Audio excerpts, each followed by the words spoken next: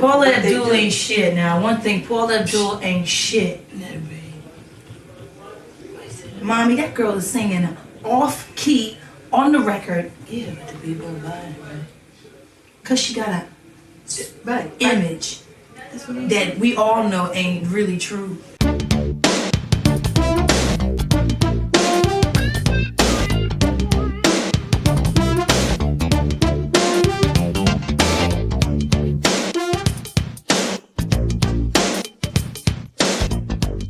In the late 1980s, the music industry wasn't looking for dancers, it was looking for voices, and Paula Abdul, by her own admission, wasn't known for hers. Paula was already successful just behind the scenes, choreographing some of the biggest artists in the world and shaping the look of pop music.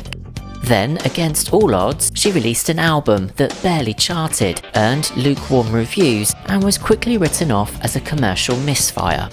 1 year later, that same album would produce 4 #1 singles, rewrite the record books, and become one of the most successful debut albums in pop history. This is the story of how a $72,000 gamble, a rejected demo pulled from the trash, and an artist no one expected to sing her way to the top ended up defining an era. This is Paula Abdul, Forever Your Girl. 2 minutes 57 seconds left in the opening period. I first got involved with the Jackson family when I was the choreographer of the Laker Girls. I was noticed by the Jackson brothers, and the brothers told me that Janet wanted to meet with me. I'm going to be able to nurture her and just take care of her. I just loved her off the bat. Hold 1, 2, 3, 4. Brush 5, brush 6, pull 7, hit 8, heels 1. When I started working with Janet, she was extremely shy and soft-spoken. Head around 7 and 8, pull it in. Cool. Let's take it from the top. She shed some light into what's going on with her father, with James. Hit 7, whoa, 8, heels 1, 2, It wasn't about just teaching choreography. It was up to me to kind of bring her out of her shell. Yeah, what you want to do though is pull it over so you're leaning over. It was so important for me because it was important for her. Sorry. And 5 and 6, pull 7 and 8, 1. It was important that this album showed her as a young woman who is taking the reins. 5, 6, 9. In 1987, Paula Abdul was already a major force in pop culture, just not on the charts. She had built a high-profile career as a choreographer for the Los Angeles Lakers, and artists including George Michael, ZZ Top, Duran Duran, and Janet Jackson. Using her own savings, Paula recorded a demo which led to her being signed to Virgin Records by Jeff Ayeroff, a former A&M Records marketing executive who had worked closely with Janet Jackson. He saw star potential in Paula, her personality, image, and movement, even though her vocal ability was limited. With his support, she trained her mezzo-soprano voice and entered the studio. Pull 7, hit 8, heels 1, 2, hips 3. I'm working on the Duran Duran video, and I don't know why Jordan from A&M Records is here, but yeah, but they already talked. Well, so I'm having dinner with them, and then it was just brought. Do you have a desire to be an artist yourself? Yeah, Well, they already had the conversation. and I said, yeah, yes, I do. I go. You know what's funny, guys? If both of you go back and call your office, your assistants, you're going to find that I have a meeting with you, Jeff, next Tuesday at 11:45. I have a meeting with you, Jordan, at A&M. They're going, what? Really? I go, yeah, you should check.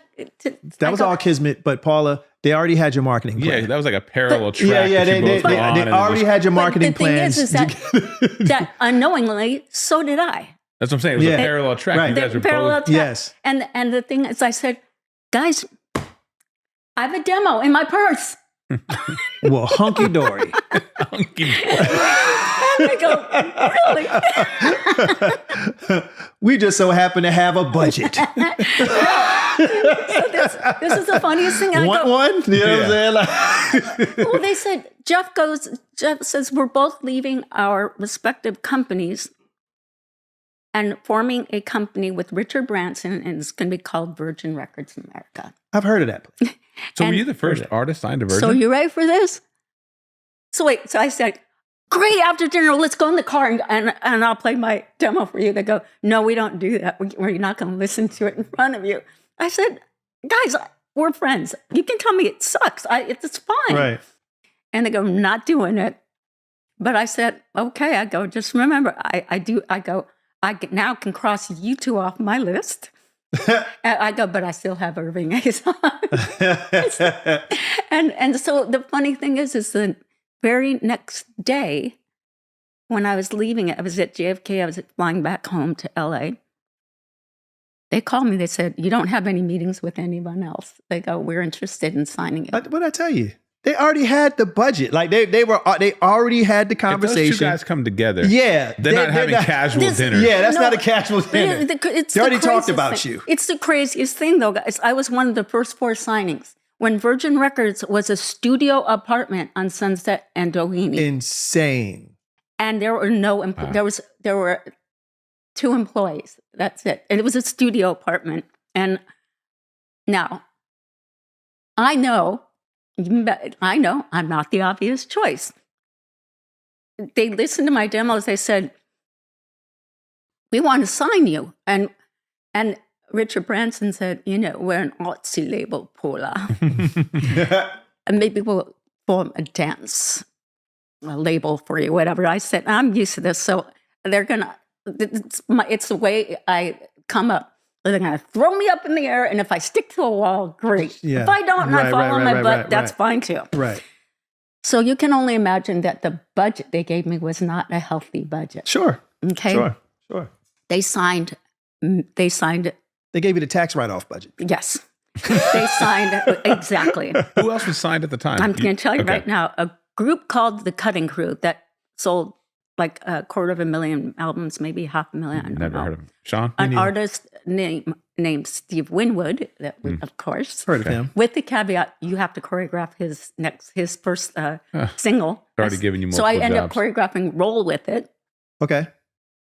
And then they said, Roy Orbison, and he died that year. I guess, but he sold like over 1 million copies that year. Wow. And then, and Paula Abdul. Right.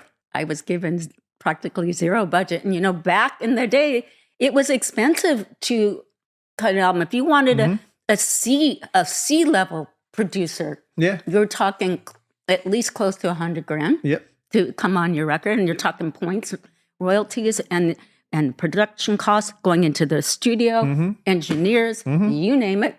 And it was crazy because I bartered deals. I said, Prince, can you write a song for me and I'll choreograph for you for free? I said, I threw out to any of the Jacksons. I was working with Kool and the Gang I went to all the people, Prince's camp, Jimmy Jam and Terry Luce's, the people they worked with Prince. Yeah. And I just started bartering deals. I'll choreograph for And half this is the how cost. Forever Your Girl was created. Yeah. Paula's debut album was recorded on a budget of $72,000. Songwriters and producers included Oliver Lieber, Babyface, L.A. Reid, Glenn Ballard, and Elliot Wolf. Paula would co-write just one song on the album, the closing track, One or the Other. 2 guys come back in and introduce themselves to me. Hi, my name is Kenneth Babyface Edmonds, and I'm L.A. Antonio Reid. And we're going to start, we've decided we're going to start forming our own production company and producing artists. And we'd love to work with you. And I don't know why or how, but I asked them, do you guys have a publishing deal? They go, no, not yet. And I brought the 2 of them to the studio apartment on Sunset and Doheny to Virgin Records and got them their first publishing deal. My first video was also the very first song I recorded in the studio. And Knocked Out, I had recorded one song, Knocked Out. Then I had to take some time off because I had choreography commitments to the Tracy Ullman show. to the George Michael's Faith Tour, and to the movie Coming to America. It was murder for me because I was doing all my choreography projects during the day from 6 a.m., constantly working, and then at nighttime I'd have like an hour dinner break, and then I would record in the evening till about 3 o'clock in the morning. So it was a very hectic time for me, but that's what I was up against when this all happened for me. So Knocked Out was like the start of something that I did not expect. Paula Abdul's debut single, Knocked Out, was released in May of 1988 via Virgin Records as the lead single from her debut album. Written by Babyface, L.A. Reid and Daryl Simmons and produced by Babyface and Reid, Knocked Out peaked at number 41 on the US Billboard Hot 100.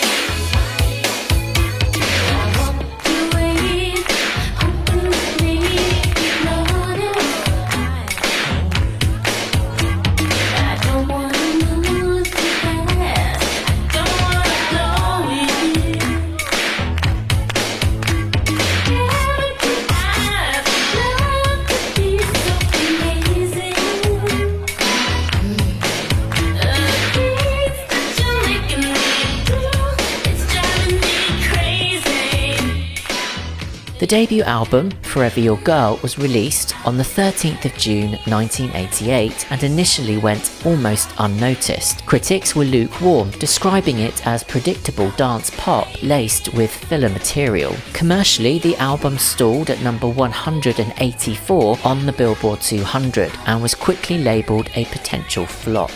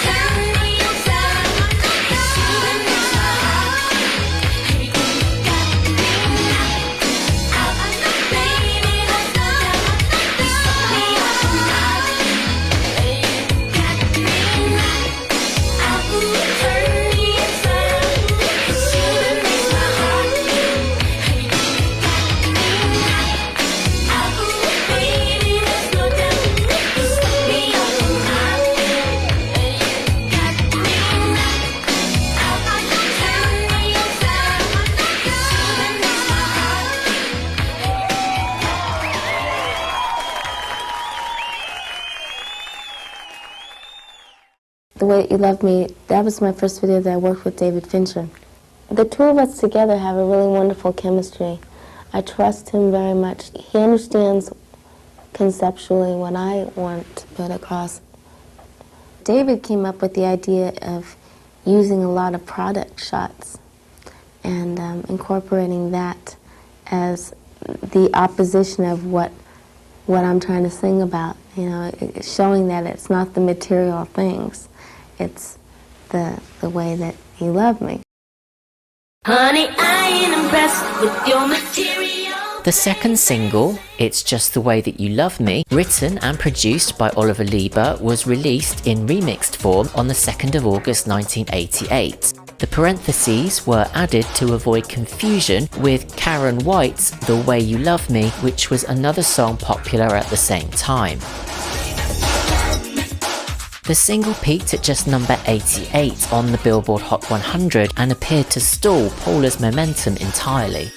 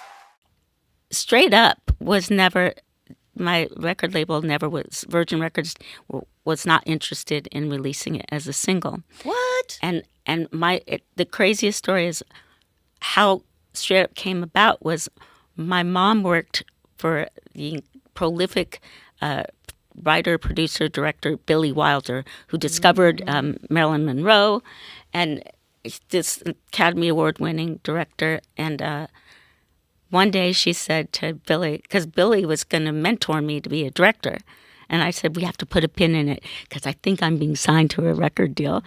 And my mom said, I can't believe my daughter's going to try to make an album. And it just so happened that her young assistant heard that. So she said to my mom, my boyfriend is an aspiring songwriter.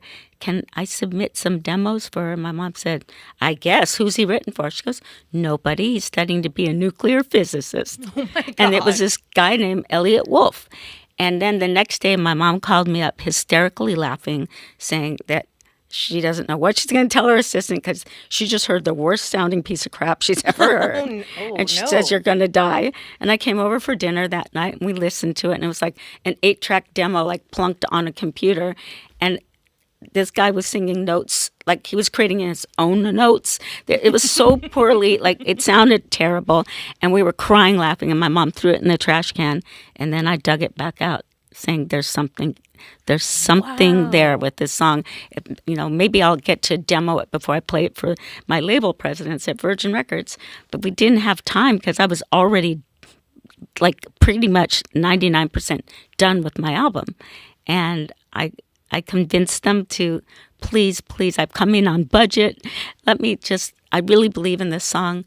And they gave like nominal amount of money. Like back then it cost a lot of money because you had to rent the studios. You had to pay royalty points to the producers and engineers. You know, it's not like today. Mm-hmm. So like they offered something under like $3,000 all in production. I showed up at this guy's house and I thought we were going to go to a studio together. And he goes, I go, hi, I'm Paula Abdul. And it was very slim, very, very like white where you could see his blue veins. And he had red frizzy hair and Coke bottle glasses. And he looked like a cross between Woody Allen and Steven Spielberg. And his name was Elliot Wolf. And I said, I'm Paula Abdul. He goes, well, I'm Elliot Wolf. And I guess the look on my face was, and he goes, yeah, I guess I don't look like what you'd think. And I go, no, you don't. I go, I was expecting like your brother, like funky. And he started laughing. And I said, well, are we going to go, am I going to carpool with you to the studio? He goes, no, Paula, I have barely $2,500 to do this. So we recorded Straight Up in his studio apartment, in the bathroom, in a shower with foam rubber taped up inside the shower and a microphone Jimmy rigged from the shower head. And that's where I recorded Straight Up. And, you know, I turned it into the label and they said, oh, well, it's a B-side at best. And I said, really? I think we should go with this song as the first single. And they said, absolutely not. And I said, well, he wrote me another song on the spot called Cold Hearted Snake. Swear to God. This is insane. It's insane. And so when my album was released and they printed out, like, I guess 500,000 copies, like whatever they did, 250,000, 500,000. In the very first recordings, you could faintly hear, in the middle of Straight Up, you hear from a neighbor going, "Shut up." And it was in the recording. So I was praying that we have to sell records so that I can get that out of the next allotment that they're printing. And I convinced them to let me do Cold Hearted Snake, and they gave them just a tiny bit more money. And the nuclear physicist went on to huge success, changed the trajectory of my life, and I kind of changed his.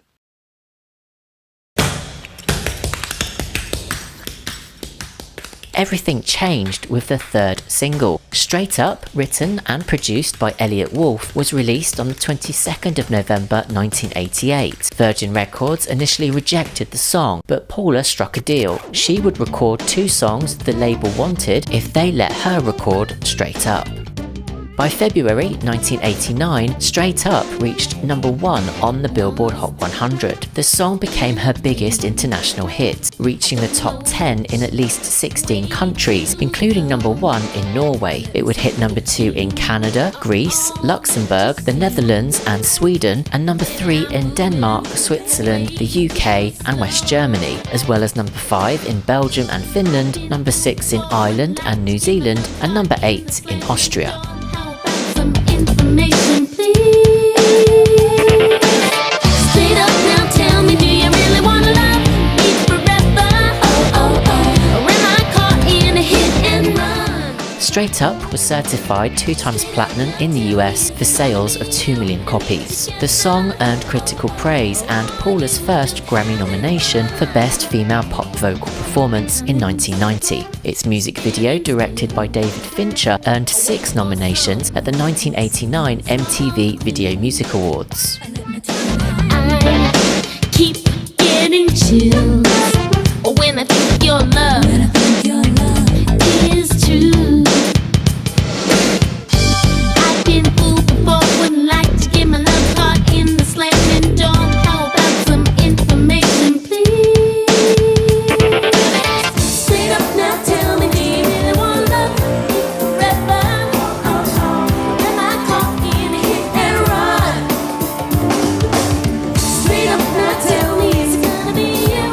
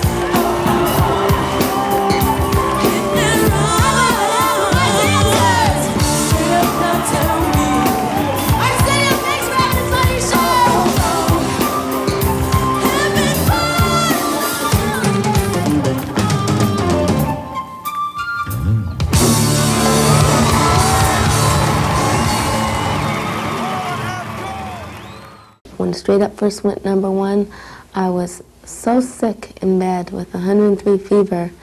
And I mean, it was at the point where I was very run down and tired.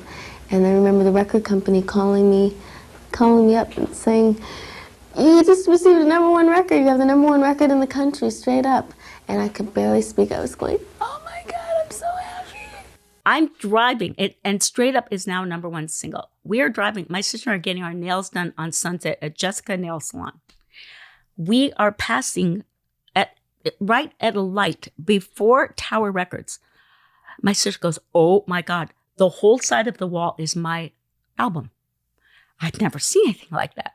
The whole Forever Your Girl album. Oh my God! And what an album. at the red light next to me, you hear Straight Up being blasted, and these girls are like lip syncing and scream, and then they see me and they see me and scream. I go, "Ah!" And my sister's going, "This is so weird," because I was Wendy Abdul's little sister all the time. It was just a weird transition when this happened, because I love that. now it's so crazy. We pass the light and we're laughing because it's just bizarre. Still, I'm trying to get used to the fact that my song's on the radio. And she flips the station and it's a ballad. And my sister goes, "Do you remember Belotin?" I go, "Yeah." She goes, "This kind of sounds like him." Very distinct voice, right? Mm-hmm. They back announced, and that was Michael Bolton from the Hunger album. My sister turns the car around, pulls into Tower Records. We go right in, straight to Michael Bolton. And there's his bin, and he has the same damn mullet hairdo That he had. It's him. At the same exact time, with my little flip phone, I get a call from one of my good friends, Julie, who became the first ever dance agent. She goes, "What are you doing?" I go, Wendy and I are getting our nails done. I go, "Why don't you meet us?" She goes, "I'll see if I can get an appointment." She goes, "I have something weird to tell you. I just got a call from a manager named Mr. Levin, Louis Levin, and he has a client. And the first thing he says, can you please find out if she's the brat that he used to babysit?" I go, "Huh?" She goes, "A guy named Michael." I go, "I'm standing in front of his bin." I go, "Julie, I'm putting on speaker. Wendy, come over here. Come over here." What? Yeah. And I go, "Say what you just said, Julie." A guy, a manager who has an artist. His name is Michael Bolton. And I go, "Julie, I'm standing in front of his bin." I go, "Tell him I'm not the brat." She goes, "Wait a minute. He babysat you?" I go, "Get the guy." I'm not kidding. My sister and I said, "I'll meet at the Sunset Marquee." He wants to meet at 4 p.m. My sister and I hadn't seen him since I was 7, since she was 17, 18. And you went and had lunch? No, we went to the Sunset Marquee at 4 p.m. He came out of the elevator. He sees my sister and I, drops to his knees. And we ended up staying and talking till 4 a.m. And it ended up being, wait a minute. He was like, "You little shit. My whole career, I am just now having a hit like with adult contemporary. And your album has to be out." And he goes, "You little shit." And I go, sorry. And I go, what you want me to choreograph you? Like, he goes, "Well, yeah." I go, my sister goes, "You have no rhythm, if I can recall correctly." And I just started laughing. And he goes, "You gotta give me something." And then he goes, "And by the way, I'm nominated at the American Music Awards. Will you be my date?" He's nominated for Best New Male Artist. And I go, "Ew." My sister's laughing. And then it was just, "Come on, do it." What Fine. are the odds of this? I'm his date for the American Music Awards. What does Dick Clark give me as the category? Best New Male Artist. I was laughing and went, "Michael Bolton." Parker. The success of Straight Up transformed the album's fortunes. Forever Your Girl climbed steadily, and after 64 weeks, finally reached #1 on the Billboard 200 in October 1989, the longest climb to #1 in chart history at the time. The album's fourth single, Forever Your Girl, written and produced by Oliver Lieber with additional production from Keith Casey Cohen, was released on the 20th of February 1989. It spent 2 weeks at #1 on the Billboard Hot 100, peaked at #1 in Canada, #9 in Finland, #24 in the UK, and 21 in Ireland.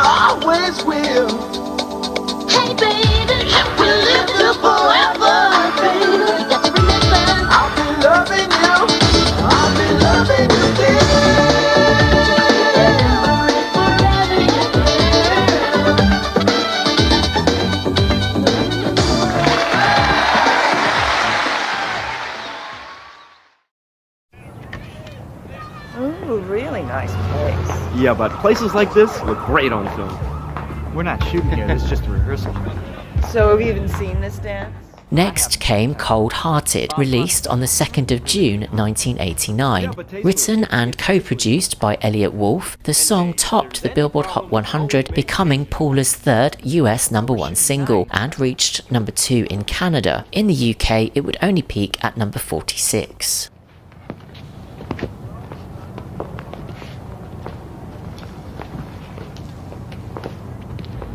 All right, everyone, let's hear our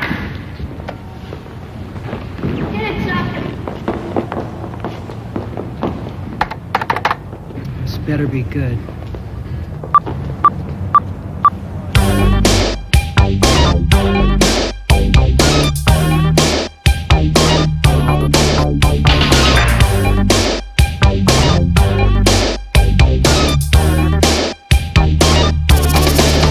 He's a cold-hearted snake. Look into his eyes.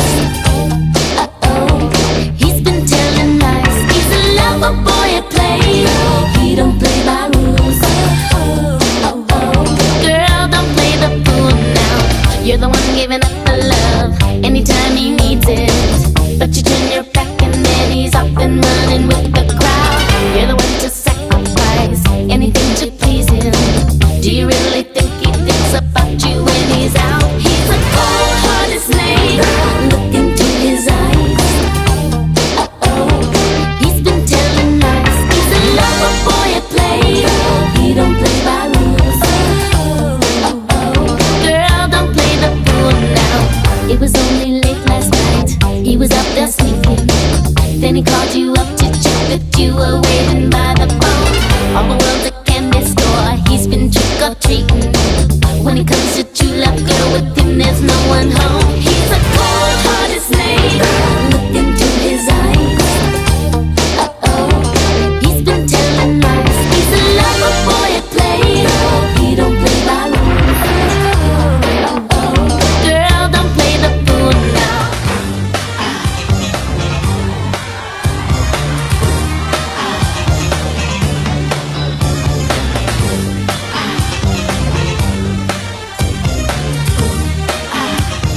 Stay away from him, girl.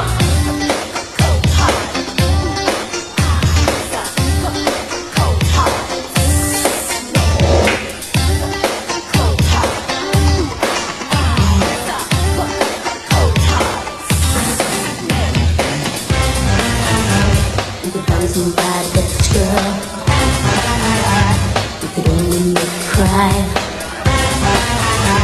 You could love somebody that's girl. He's got cold in his eyes.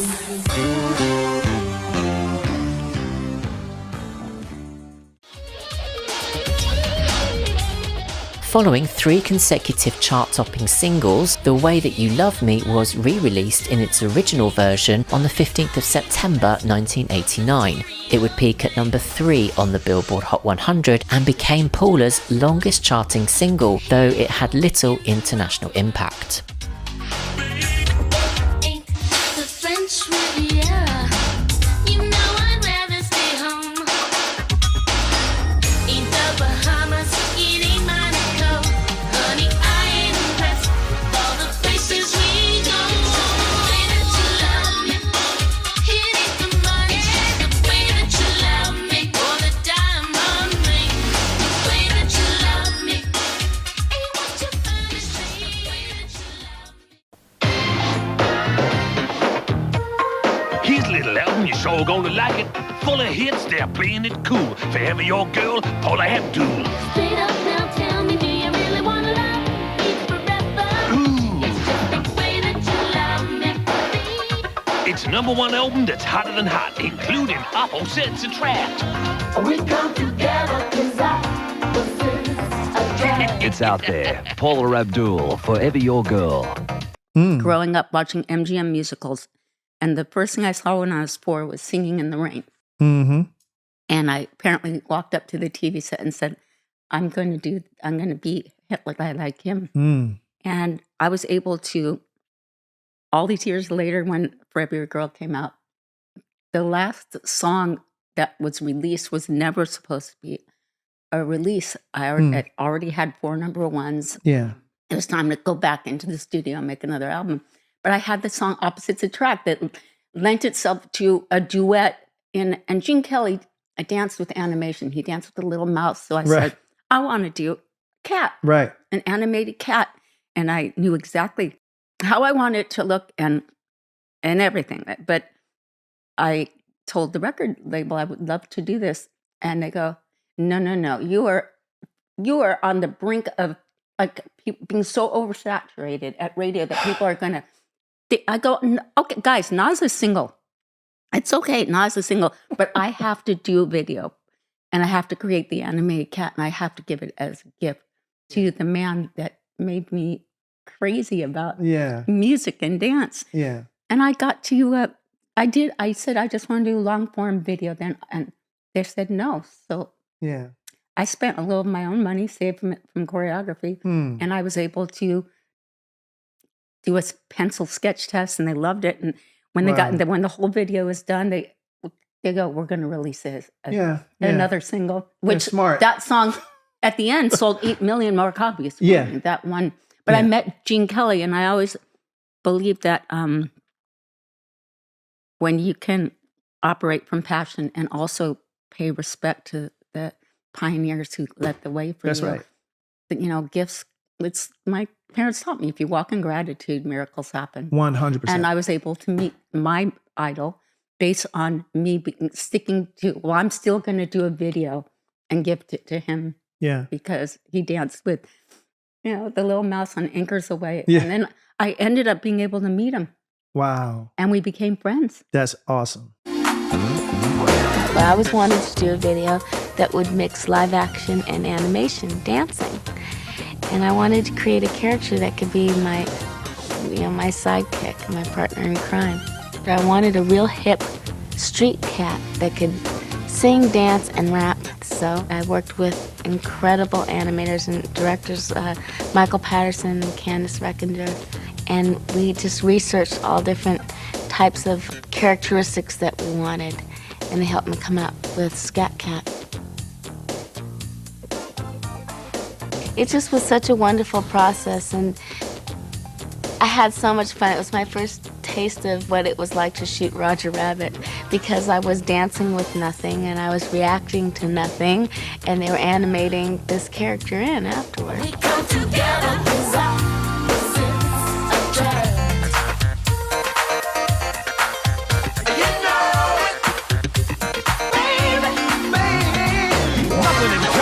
But there's trust. I'm like a minus, she's like a plus. One going up, one coming down, but we seem to land on common ground. If things go wrong, we make corrections to keep things moving in the right direction. Try to fight it, but I'm telling you, Jack, it's useless. Opposites attract. Baby, ain't it something how it lasted this long?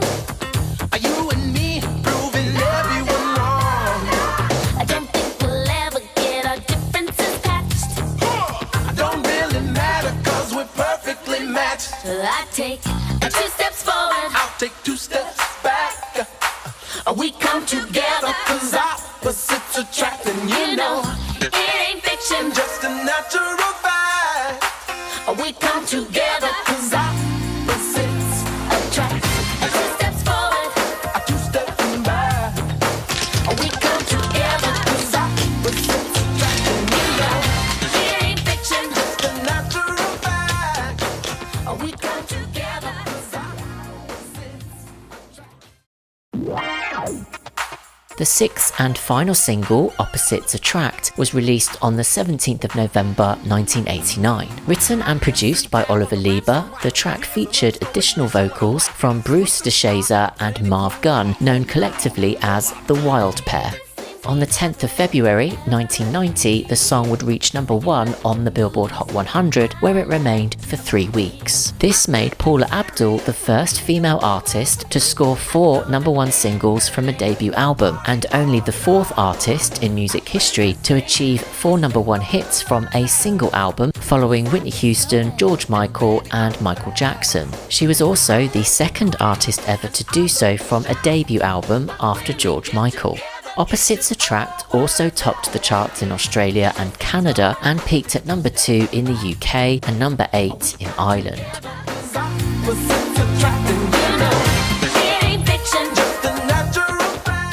The music video won the 1991 Grammy Award for Best Short Form Music Video. We could be lovers. She makes the bed and he steals the covers. She likes it neat and he makes a mess. I take it easy. Baby, I get upset. She's got the money and he's always broke. I don't like cigarettes. I like to smoke. Our things in common, there just ain't one. But when we get together, we have nothing but fun. Two steps forward, two steps back. We come together. It ain't fiction. We come together.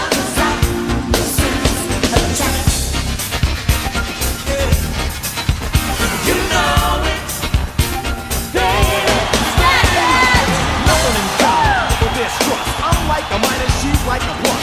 One going up, one coming down, but we seem to land on common ground. If things go wrong, we make direction. Keep things moving in the right direction. Try to fight it, but I'm telling you, Jack, it's useless. Opposites attract.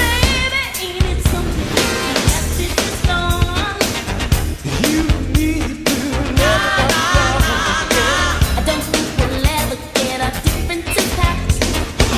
don't really matter 'cause we're perfectly matched.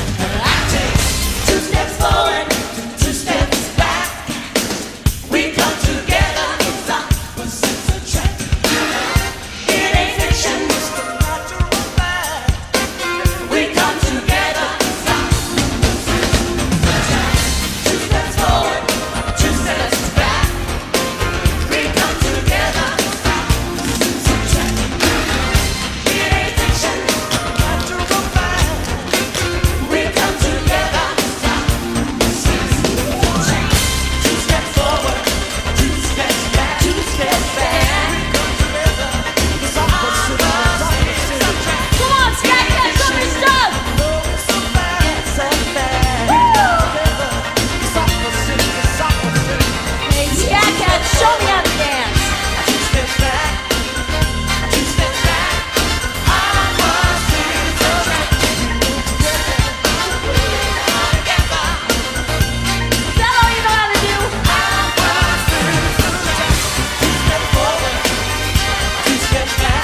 Oh, Sky Cat, okay?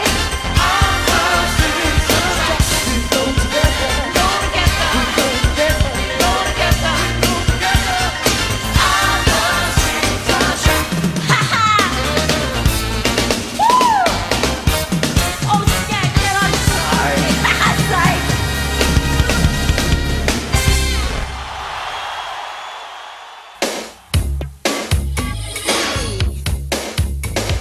Knocked Out was my very first single to be released, but then right after Opposites Attract, Knocked Out was to be released in the United Kingdom. So we had to have a different video. Instead of making a brand new video, we pulled together elements from like a compilation of all the For Every Girl videos. It was very easy. As a matter of fact, I didn't have to be in it. So it was great for me.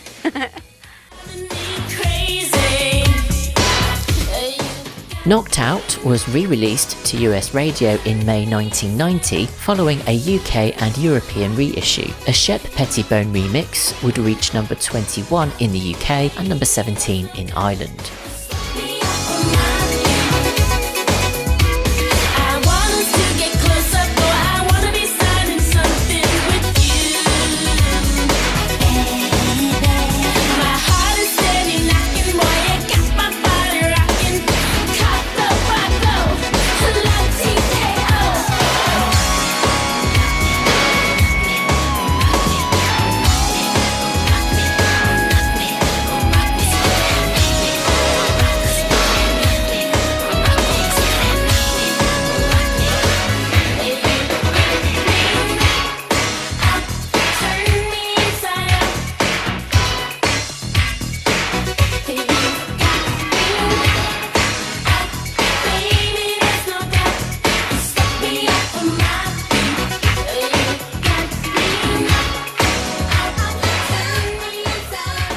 Forever Your Girl had 4 #1 hits, and at the time, that made history, didn't it? Yeah, I was the first debut female artist to achieve 4 #1 singles off her debut album. It was incredible.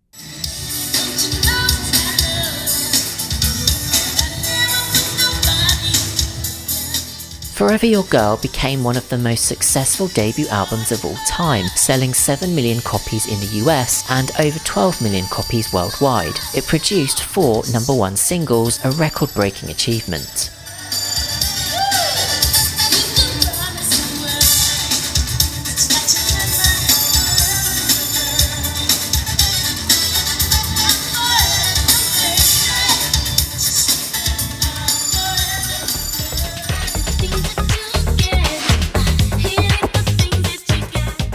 The remix album, Shut Up and Dance Mixes, would reach number 7 on the Billboard 200 and became one of the most successful remix albums ever released.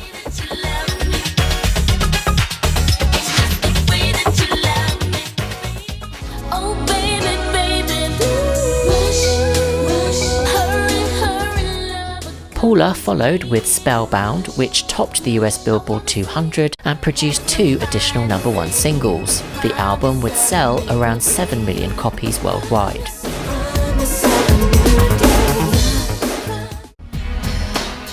After a brief hiatus, Head Over Heels in 1995 would peak at number 18 on the Billboard 200. The singles released would be much less successful though, and to date it's Paula's last studio album release. In 1997, Paula co-wrote Spinning Around, later recorded by Kylie Minogue, who took the song to #1 in both Australia and the UK. Why'd you give up singing when you had this incredible career of 6 of your songs reached #1 singles on the Billboard Hot 100? Why'd you decide to pack it in, and you've done such incredible stuff? Why'd you decide to move on to something else?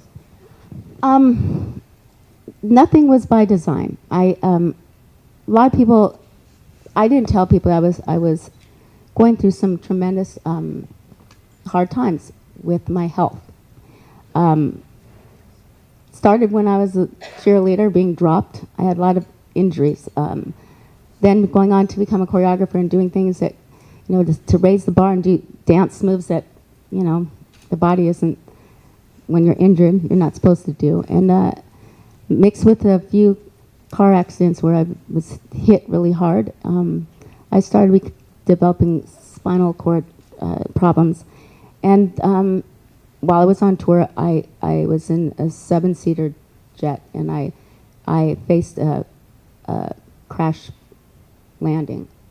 Plane was in flames. An engine blew up when I was performing in St. Louis, and I was on my way to Denver. I had just finished on stage, and one of the engines blew up, and we plummeted, and the right wing caught on fire, and I broke through my seatbelt, and I ended up hitting my head on top of the plane, and I was knocked out.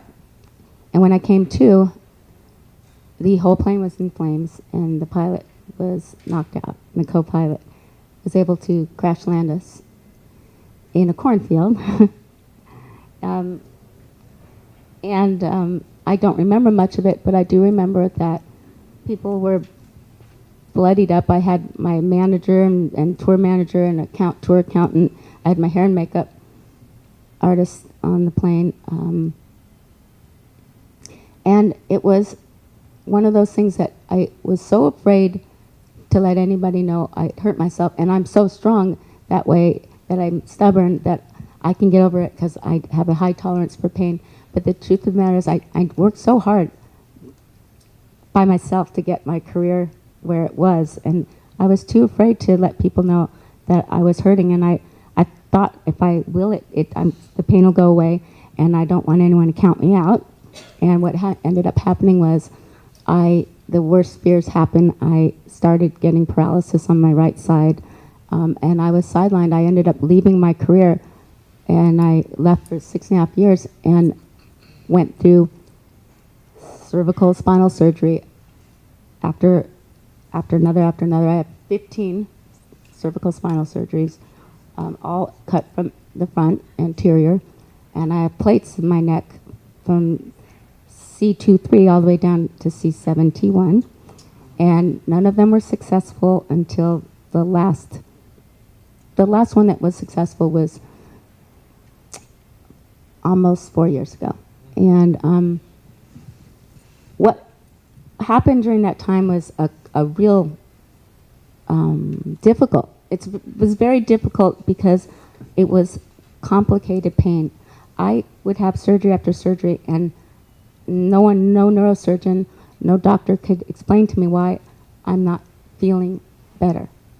And so medication that they give you, it works for structural damage, muscular pain and inflammation. But I had severe nerve damage, and no medication would work for the nerve damage. So I lived in excruciating pain that was so complicated because no one could explain it to me. And I thought that, I just got a job on a brand new TV show that's live television, and it's something that fits right into my wheelhouse, that expresses my heart and how I started my career, which is mentoring talent.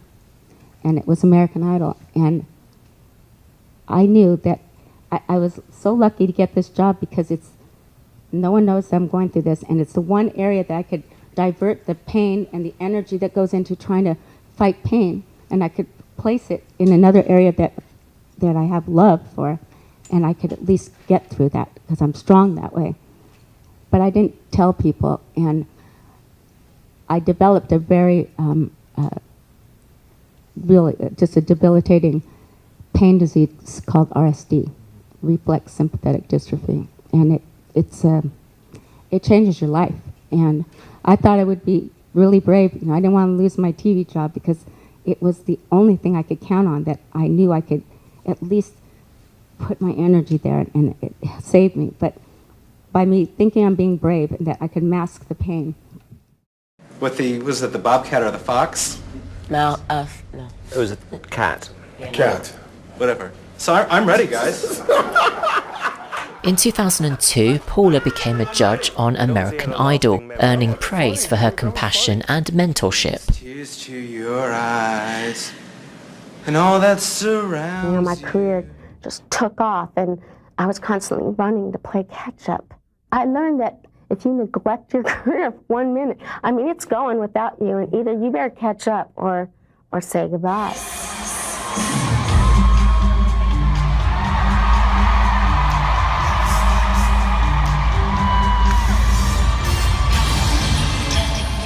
She returned to the stage to tour again in 2017, performing at the 2019 Billboard Music Awards, and announced her Las Vegas residency, Paula Abdul, Forever Your Girl, later that year.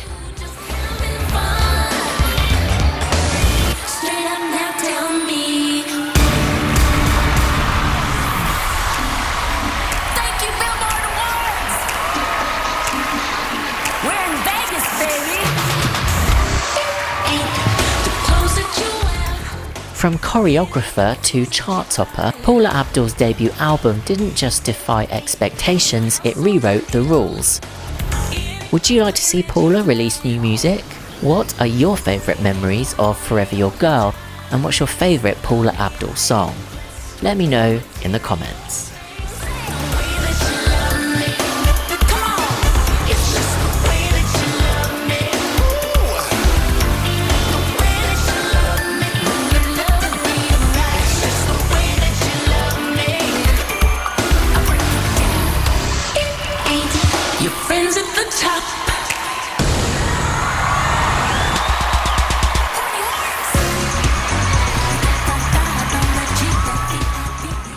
Hi, thank you for watching this video and supporting the channel as a whole. I just wanted to say a massive thank you to everybody that continues to like, subscribe and post comments on all of the videos. If you would like to support me even further, you can do so by clicking on the link in the description right now. Buy Me a Coffee does not require a subscription. You can just click on the link and donate a few pounds to help buy me a coffee or two whenever you like a particular video. I really do appreciate everybody that has supported me up until now. Let's keep it going. Let's grow the channel even further and help to boost this perfect pop nostalgia that I absolutely love and I'm so dedicated to. I know you love too, so let's just keep it going. Thank you so much and see you soon in the next video.